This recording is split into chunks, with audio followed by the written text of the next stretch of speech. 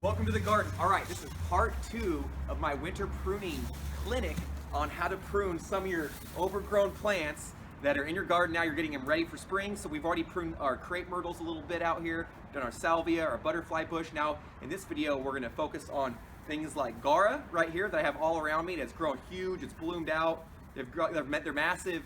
And now we're gonna do also some Santa Barbara daisy. So if you want to learn how to do that, sit back, relax, and enjoy, because it's about time to get dirty.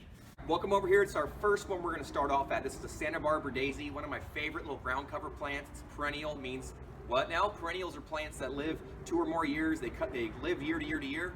Some perennials might be evergreen, like a little shrub, right? And you use a little boxwood or whatever, and you're going to see it looking good all year long and kind of growing along. Then you got other perennials that might go dormant in the winter time, or kind of slow down their growth a little bit. These plants don't die, right? They just go dormant a little bit when it gets cold enough.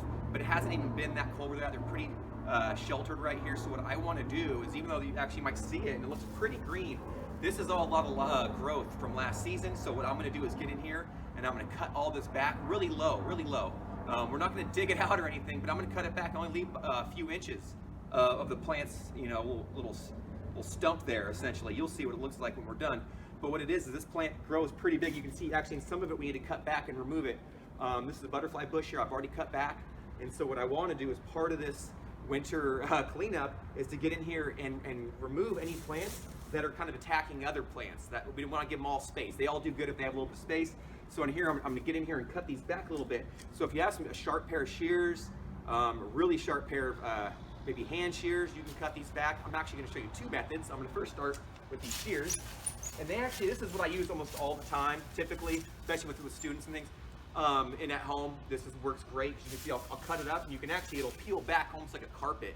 Like I said, we're not going to be digging down into the dirt. We're not going to be removing any of that root mass, but we do want to get it cut back to where you'll find where it actually originally kind of, where all the spokes, all these branches are coming from. You'll see where the little hub is, where that plant is actually located, like right here. There's actually, the actual plant is right there.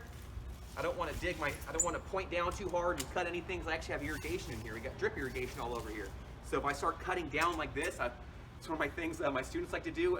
You might cut into a tube, and you don't want to do that. So we'll make sure we don't do that. We'll cut parallel to the ground at the very least.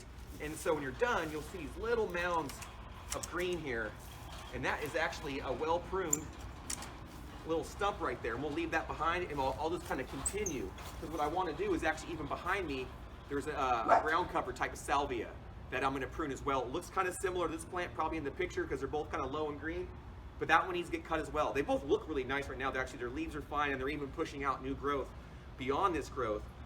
But what I've discovered is if I leave that all there and then the new growth comes out, what's going to happen is it'll look okay for a while, but then it's going to get spent and kind of leggy and overgrown, and it's already, like I said, it's already kind of encroaching on other plants in the area. So what I want to do is, before the weather gets too good and it pushes out some growth, I want to cut back all this old growth from last year to make room for fresh growth to emerge, healthy growth, and then I'll be really happy. The garden will look nice. I'll have to do another video to show you how fast it grows back, because that's pretty cool.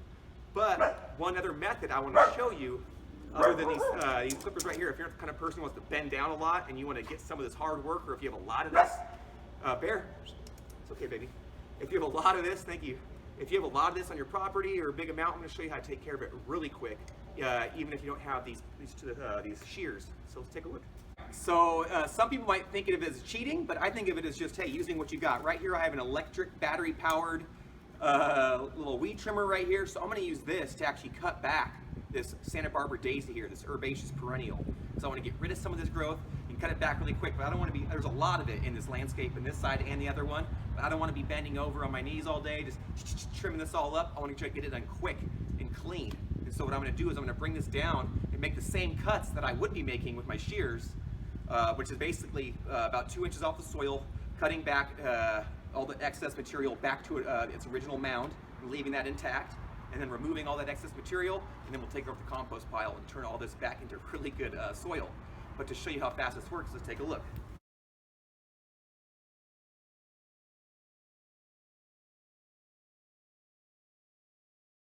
So as you can see, that weed trimmer actually made pretty quick work of this material. It got it trimmed up really fast.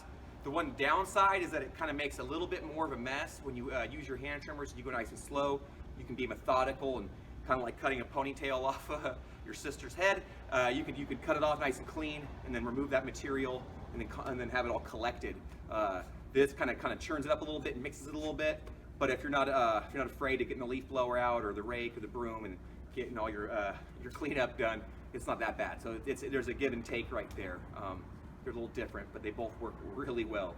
On to the next project. Right here we got some Gaura coming up, and the difference is that material of that plant is a little thicker than this, and so we can't really utilize the weed trimmer in such a way. Maybe if you had a really powerful weed trimmer and actually this, the thinnest parts of the Gaura, you could probably clean up, you could probably cut back pretty clean.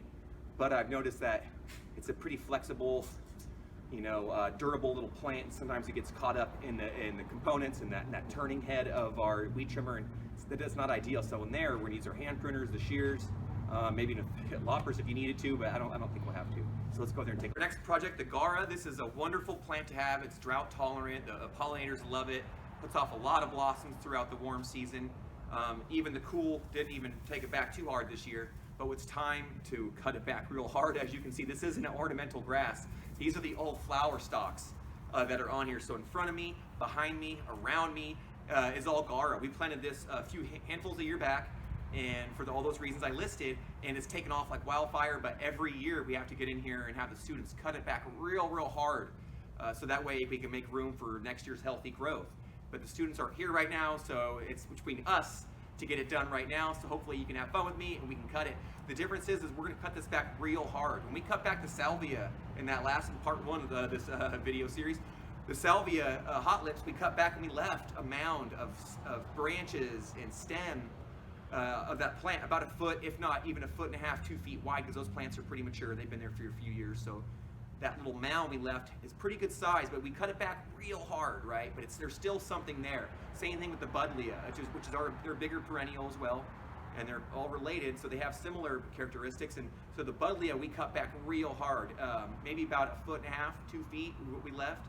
And you can cut it back harder if you want at home, or if you're training it into a certain shape, you could probably leave more mirror material on there. I had a student one time, cut it back basically, right to the ground. And so what was nice about that is it was a good example to see how durable and resilient that buddleia was. It was even a dwarf little buddleia that we had, and he cut it right to the ground.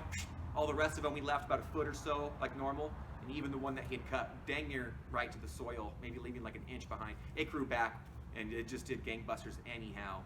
So with this Gaura, we're gonna cut it back real hard, and actually it's kind of self-seeded over this area a little bit, so we'll probably try to maintain that a little bit and make sure that there's aren't too many spreading in this area, because I do love it, but I want to make sure that we have a lot of biodiversity in this rain garden, our pollinator garden, this butterfly garden. So let's do it. So as you can see, the Gaura grows super wild and strong and vigorous, and so you really can't hurt it. So I'm just going to show you what I mean by that. Like I said, you can use your hand pruners if you needed to, but it's such a big plant, you'd be here all day. If you had power hedgers, trimmers, go for it. But all I got is these, or all I have are these, and so I'm gonna see how they work for me. Oh yeah, like butter, baby. And so I'm literally just going in there and I'm cutting down to probably about 3 inches off the soil level, parallel. I don't want to be cutting down again into the soil because I do have some irrigation out here. And so there's some little drip tubes and things, little spaghetti tubing, and you don't want that getting destroyed. Yeah! And so what's nice about this plant is that even though it's wild and big and grows super wild and healthy, it's easy to cut. There's not a lot of pokies in here, no thorns or anything like that to hurt me. And so, and the stems are all real thin and they tend to give pretty quick. Now I probably wouldn't want to use my weed trimmer in here because it's probably gonna get caught up, wrapped up in there, and then it'll get stuck and binded up and you'll be sitting there pulling it out the whole time. So it's better off just to get in here with some shears and shear these things back, baby. Just get it done. You can actually, as you're cutting it back, even this time of year, you can actually see at the very base, all the new growth is already starting to emerge. There's actually fresh leaves that I'm cutting down too. I'll see if I can get a shot of that for you, because it's pretty cool to see there's already new growth coming, and that's the whole point. So we want to get rid of this growth to make space for the newest growth. If we didn't, it would sit here, it'd kind of decay and just kind of slowly die and rot, and it would be in the way. It would get in the way of all that new growth. So we want to get this out of here.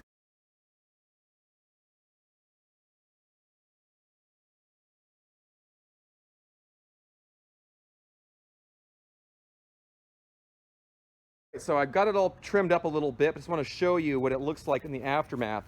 So like I said, after you cut back a lot of that material, you'll notice that there's a lot of new growth coming right behind it, right underneath, especially this time of year.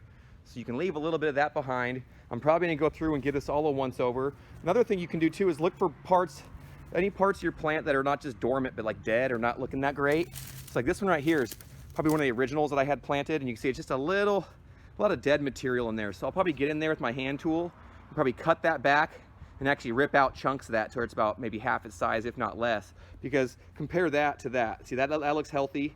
That's healthy growth. That not so much. So we can actually dig a lot of that out, just because there's so much around it that can replace it. Like I said, it's probably also a good time to get in here. You'll notice that after you cut back some material, you can see some of that Bermuda grass starting to show through. So let's see if I can grab some right here. So here's Bermuda grass, right? Every gardener's worst nightmare, but you definitely know it if you garden a little bit. And so what's nice is I recommend is right after you prune everything up and shear it all up and remove all that material, take it to the compost, get in here and get after some of those weeds, because you can see they're probably popping up through your plants a little bit. And once you've got them trimmed up and all that material out of there, this is the absolute best time for you to get in there and remove those weeds, because it gets a little bit trickier if you keep waiting, and then that material grows back. Now you're trying to rip it out. Here's a good example of it right here. Then you're trying to rip it out through the plant.